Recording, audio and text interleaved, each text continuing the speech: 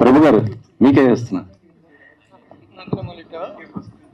ఏమై అటు కూర్చున్నా నాకే ఫస్ట్ ఇస్తారు, ఇక్కడ నాకే ఫస్ట్. ఎందుకంటే దీనికి మొత్తం మీరు కర్త కర్మ క్రియ మీరే కాబట్టి మిమ్మల్ని ఇస్తున్నా. ప్రతి వారం కూడా కొత్త సినిమాలు రిలీజ్ అవుతున్నాయి, కానీ ఈ కొత్త సినిమాలకు పోటీగా స్టార్ సినిమాలు రిలీజ్ అవుతున్నాయి. నెక్స్ట్ వీక్ చూస్తుంటే మెగాస్టార్ చిరంజీవి గారి బర్త్డే సందర్భంగా ఇంద్ర, తర్వాత శంకర్దాద ఎంబీబీఎస్, ఈ 2 సినిమాలు రిలీజ్ అవుతున్నాయి కదా. ఈ సినిమా ఎఫెక్టివ్ దీని మీద పడదా? మీ చిన్న సినిమా ఇది, స్టార్ కాస్ట్ లేని సినిమా. అసలు యాక్చువల్గా మేము ఈ సినిమా రిలీజ్ని ఆగస్టు 23వ తారీఖున అనుకున్నప్పుడు ఈ ప్రపోజల్ లేదు. ఇంద్రా వస్తుందని కానీ ఈ శంకర్ దాదా ఎంబీబీఎస్ వస్తుందని కానీ అనుకోలేదు. మేము ముందుకు వెళ్ళాము. తర్వాత ఆ సినిమాలు రావటం, వాళ్ళ పెద్ద సినిమాలు రిలీజ్ సినిమాలకు ఉన్నటువంటి క్రేజ్, అందులో చిరంజీవి గారి సినిమాలకు ఉండేటువంటి ఆ క్రేజ్ అనేటువంటి దానికి వాళ్ళు ఎంత లేట్గా అనౌన్స్ చేసినా ఆ క్రేజ్ ఉంటుంది. బట్ మేము ముందు నుంచి ప్లానింగ్లో ఉంటున్నాం కాబట్టి మేము వచ్చాము. బట్ ఆ సినిమాల ఓవర్ఫ్లోస్ మాకు వచ్చినా సరే మా సినిమా చాలా పెద్ద హిట్ అవుతుంది అనేటువంటి నమ్మకం ఉంది. కాబట్టి అందులో చిరంజీవి గారు బర్త్డే సందర్భంగా ఆగస్టు 22న మా సినిమా వస్తుంది. ఈ సినిమాలో కూడా మాకు చిరంజీవి గారు ఉన్నారు. ఇది 80s నాటి ఒక కంటెంట్ ఇది.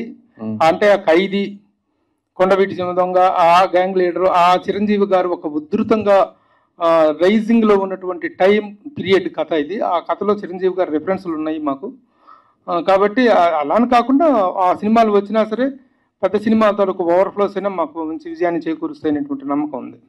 అంటే రిలీజ్ సినిమాకి కలెక్షన్స్ ఎక్కువ వస్తున్న పరిస్థితి ఉంది కదా, మరి దీనికి ఎలా అనుకుంటున్నారు? అసలు దీనికి కలెక్షన్స్ ఓపెనింగ్ అనేటువంటిది స్లోగా స్టార్ట్ అయినప్పటికీ తప్పకుండా చూసినటువంటి ప్రేక్షకులు మళ్ళీ మౌత్ టాక్ ద్వారా ఈ సినిమాకి మంచి రెస్పాన్స్ వచ్చిందనేటువంటి నమ్మకం అయితే ఉంది. మార్నింగ్ షో నుంచి matinee to first show second show డెఫినెట్గా ఒక ఆర్డర్లో కలెక్షన్స్ అనేటువంటి పెరుగుతాయి, ప్రేక్షకాదరణ అనేటువంటి దక్కుతుంది అనేటువంటి నమ్మకం అయితే మాకు తప్పకుండా ఉంది.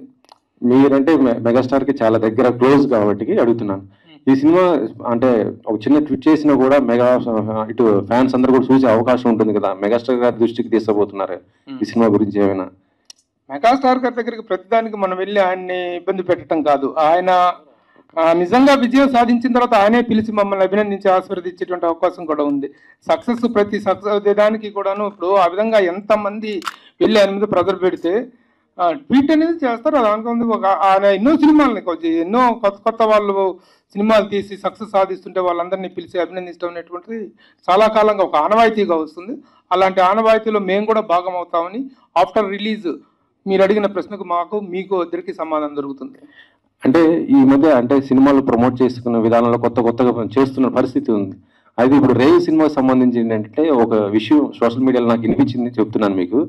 అంటే ఈ సినిమాలో లక్కీ ఎవరైనా గెలిస్తే విన్నర్స్ కి పులస చేప పంపిస్తారు, అంటే సెలెక్ట్ చేసి అనేసి చిన్నది వచ్చింది. ఎందుకంటే టైటిల్ రేవ్ కాబట్టి ఇది దానికి ఆ కాన్సెప్ట్ సంబంధించింది కాబట్టి, అంటే పులస అంటే చాలా రేటుతో ఉంది, అందరూ టేస్ట్ చేయాలనుకో దాన్ని అది దొరకని పరిస్థితి ఉంటుంది కాబట్టి అలా విన్నర్స్ అయిన వాళ్ళకి పులస పంపిస్తాము అనేసి ఒక చిన్నది వచ్చింది. మరి అది నిజమా కాదా? అలాంటి ప్లాన్ చేసావా? ఒకవేళ అలా చేసినా కూడా మీకు కూడా ప్లస్ అవుతుంది కదా, పులస అంటే అందరికి అందుబాటులో ఉంటుంది కాబట్టి. అంటే మాకు వచ్చేటట్టు ఓపెనింగ్స్ ఆ స్థాయిలో వస్తే పులస ఏంటి మొత్తం సముద్ర మత్స్య సంపదన అంతా తెచ్చి పంచుతాం. ఇప్పుడు ఆల్రెడీ మేము రొయ్యల పచ్చళ్ళు పంచాం అందరికీ కూడా, మిత్రులందరికీ. అదే ఇబ్బంది లేదు. కానీ రియల్ ఆ స్థాయి సక్సెస్ వస్తే real it will be welcomed.